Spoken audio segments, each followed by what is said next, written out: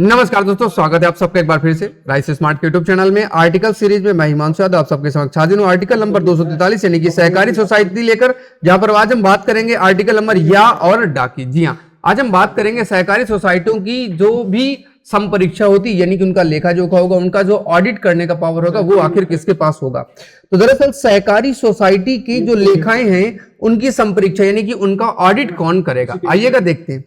किसी राज्य का विधानमंडल विधि द्वारा सहकारी सोसाइटी द्वारा लेखाओं के रखे जाने और ऐसे लेखाओं की प्रत्येक वित्तीय वर्ष में कम से कम एक बार संपरीक्षा किए जाने के संबंध में उपबंध कर सकेगा। यानी कि राज्य की जो भी कोऑपरेटिव सोसाइटी होंगी उनके बारे में उनका जो ऑडिट होगा वो कौन कराएगा, स्टेट गवर्नमेंट कराएगी, यानी कि राज्य सरकार उसका ऑडिट कराएगी। और साल में कम से कम कितनी बार कराएगी, एक बार जरूर करा ले, 2 बार करा ले उसकी मर्जी के ऊपर है, लेकिन पावर किसके पास है, राज्य विधानमंडल के पास, यानी कि राज्य सरकार के पास ये पावर होती है। आगे बात करते हैं इसी में।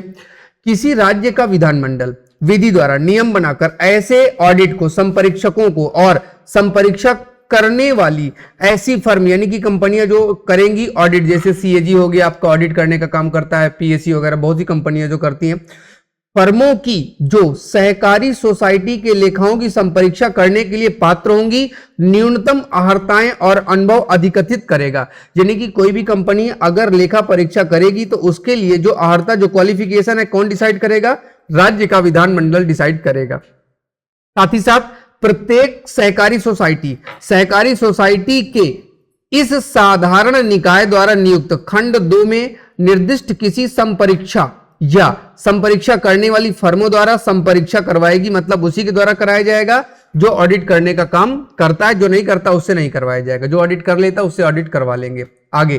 परंतु ऐसी संपरीक्षकों या संपरीक्षा करने वाली फर्मों को राज्य सरकार द्वारा इस निमित्त प्राधिकृत किसी प्राधिकारी द्वारा अनुमोदित पैनल में से नियुक्त किया जाएगा। यानी कि राज्य सरकार इसको, जैसे मान लीजिएगा कोई सोसाइटी है वो अपना ऑडिट खुद से कराना चाहती है, तो खुद से जिससे भी ऑडिट कराएगी उसके पास परमिशन राज्य सरकार से होना चाहिए, यानी कि उसके पास राज्य सरकार का लाइसेंस होना चाहिए कि वो सहकारी सोसाइटी का ऑडिट कर सकती है। साथ ही साथ प्रत्येक सहकारी सोसाइटी के लेखाओं की संपरीक्षा उस वित्तीय वर्ष की जिसमें ऐसे लेखा संबंधी समाप्ति के 6 माह के भीतर की जाएंगी। यानी कि जैसे मान लीजिएगा कि 31 मार्च को साल खत्म हो रहा है, तो 31 मार्च से आगे मात्र 6 महीने का टाइम मिलेगा, उसके अंदर उसको अपना पूरा का पूरा ऑडिट करके दे देना। बड़े बड़े लोग जो करोड़ों रुपया कमाते हैं, तो कई बार क्या होता है, सोसाइटी में जो सहकारी सोसाइटी होती है वो अपना खुद का ऑडिट करने वाला एक डिपार्टमेंट रखती है, तो वो डिपार्टमेंट अगले साल 6 महीने के अंदर पूरा हिसाब किताब करके दे देगा कि हमारा इतना इतना ऐसे ऐसे बजट रहा।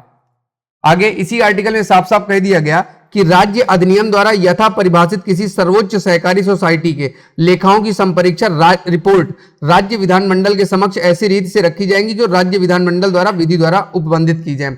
कई ऐसी हमारे देश में सोसाइटी होती है जो बहुत पैसे वाली होती है, जिनके पास पैसा बहुत बड़ा बड़ा आता है, तो ऐसी सोसाइटी का जो ईयरली जो भी ऑडिट होगा वो राज्य के विधानसभा के समक्ष रखा जाएगा, क्योंकि वहां इनकम ज्यादा है और इनकम का मतलब है जनता का ही पैसा, तो उसका ऑडिट भी पूरी जनता के समक्ष होना चाहिए। कुछ प्राइवेट फर्म होती है तो उसकी कोई बात नहीं, लेकिन जो पब्लिक फर्म है, जो सहकारी सोसाइटी के थ्रू बनाई गई है, तो उस पर सबसे पूछना जरूरी है, बिना किसी से पूछे ऐसा काम किया जाना उचित नहीं है। यानी कि राज्य सरकार को और राज्य के विधानमंडल को इस बात की जानकारी होनी चाहिए। तो इस आर्टिकल में आपका यही तक था। फिर मुलाकात करेंगे अगले आर्टिकल में 243 डा के बाद। तब तक के लिए मुझे दीजिएगा आज्ञा। हंसते मुस्कुराते रहिए। जय हिंद, जय भारत।